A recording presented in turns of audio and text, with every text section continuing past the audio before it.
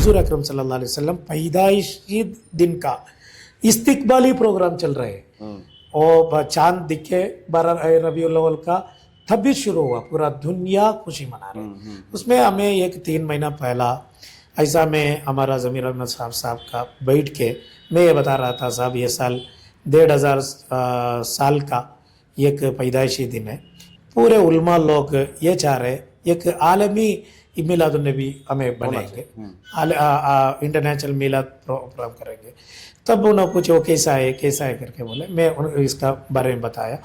1,500 साल 1500 साल का पैदाइशी दिन का एक मिलादुन नबी है करके बोलने में उन्होंने दिल से बोले, मौलाना जो करना है मैं, मेरा खिदमत क्या होना, एक मिनिस्टर आप भूल जाओ, एक आशिक रसूल जैसा मैं क्या करना है, खिदमत करने का रेडी होकर। ज़मीर अहमद साहब वॉलंटियर काम कर रहे हैं, वॉलंटियर काम कर रहे हैं। उन्होंने हमें ये बताए थे पूरे पॉलिटिशियन को सब उलमाओं के साथ स्टेज में बैठाएंगे। ज़मीर अहमद साहब ने बताया नहीं, बिल्कुल नहीं है, एक रूहानी मजलिस है, हुजूर सल्लल्लाहु अलैहि वसल्लम का आशिकों का मजलिस है, और मीलाद का, हुजूर सल्लल्लाहु अलैहि वसल्लम का सीरत का, अखलाक का, पैगाम का बयान चल रहा है।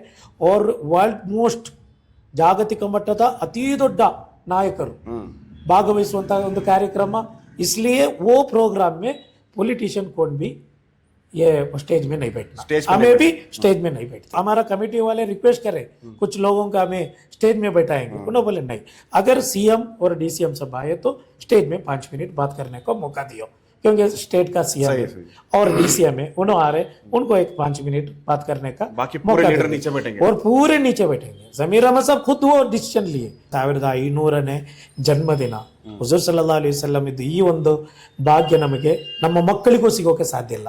ಇನ್ನು 100 ವರ್ಷ ಹೋದ್ರೆ 1600ನೇ ವರ್ಷ ಆಗುತ್ತೆ, ಅದು 100 ವರ್ಷ ನಾವಿರಲ್ಲ, ನಮ್ಮ ಮಕ್ಕಳು ಇರಲ್ಲ, ಮೊಮ್ಮಕ್ಕಳು ಇರ್ತಾರೋ ಗೊತ್ತಿಲ್ಲ, ಅಂತ ಒಂದು ಸುಸಂದರ್ಭ ಇದೆ, ನಾವು ಅದನ್ನು ಮಾಡೋಣ। उनका और कन्निंद कन्नीर बनतु, मौलाना करो, मैं हूँ, आप बुलाओ सबको।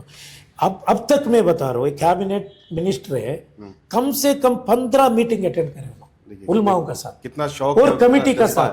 170 ಕೋಟಿ ಮುಸಲ್ಮಾನರ ಆಧ್ಯಾತ್ಮಿಕ ನಾಯಕ ಮಾತ್ರ ಅಲ್ಲ, ಅವರ ಹೃದಯಾಂತರಾಳದಲ್ಲಿ ಕಿರೀಟವಿಟ್ಟಂತ ಒಬ್ಬ ರಾಜಕುಮಾರ ಹುಜೂರ್ ಸಲ್ಲಲ್ಲಾಹು ಅಲೈಹಿ ವಸಲ್ಲಂ ಅಂತ ಮಿಗಿಲಾಗಿ ಬೇಕಾದ್ರೆ ನಾವು ಜೀವ ಕೊಡ್ತೀವಿ, ಹುಜೂರ್ ಸಲ್ಲಲ್ಲಾಹು ಅಲೈಹಿ ವಸಲ್ಲಂ ಬಿಟ್ಕೊಡಲ್ಲ, ಅದು ಮುಸಲ್ಮಾನ।